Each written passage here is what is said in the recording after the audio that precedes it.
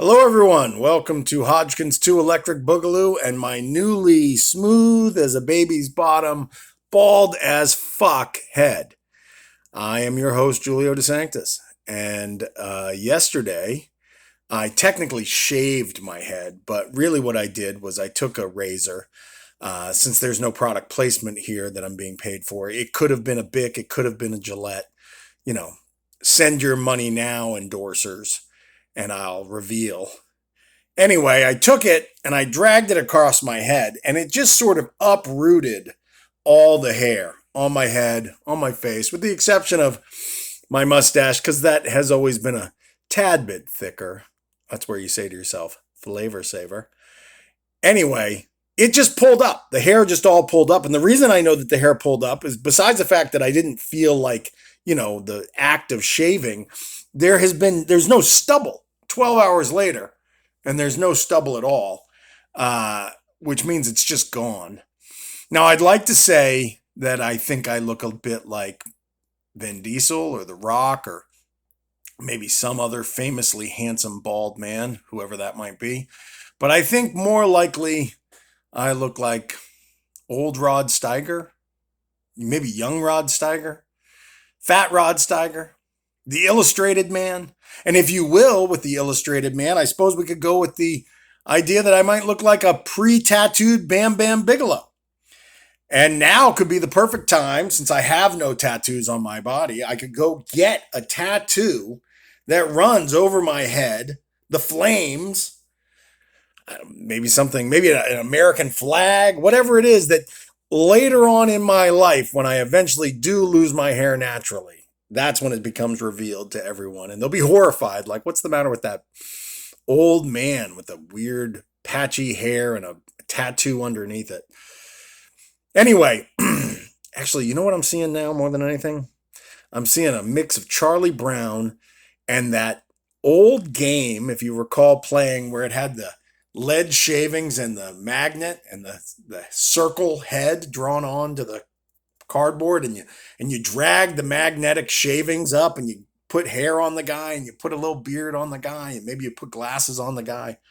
Yeah, that's what I see. I'm a game. Anyway, today is my heartfelt apology to all you bald fucks out there that I ever made fun of. Because now I'm one of you. Bald like me.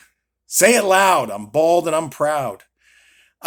In my years as a bouncer and bartender in New York, Boston, LA, there have been times where I have kicked out a bald customer.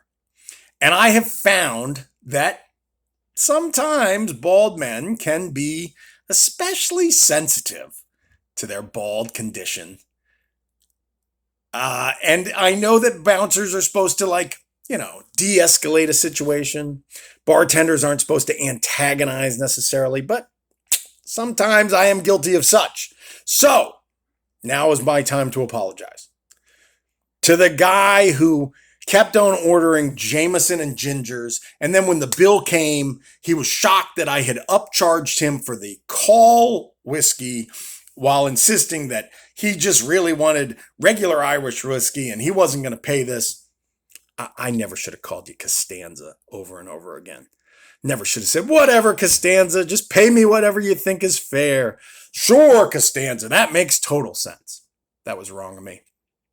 To the man who refused to leave the karaoke stage. You know what? When I finally got you kicked out of the place, it was a cheap shot to call you Captain Rogaine. That was uncalled for. And lastly, to the Dakota patron, I don't really even remember what it was that you did wrong to get yourself kicked out of that bar. But once you were kicked out of the bar, should I have called you Hair Club for Men? Should I have said, tell it walking Hair Club for Men? Nobody gives a shit, Hair Club for Men. Take your shiny fucking head elsewhere. No. And I see that now. I was wrong. I know the pain that this causes. Because every time I walk by a mirror in these last 12 hours, I am shocked by the sight that I see. Shocked! I look at myself and I go, my God, what a handsome bald man. What a perfectly round dome.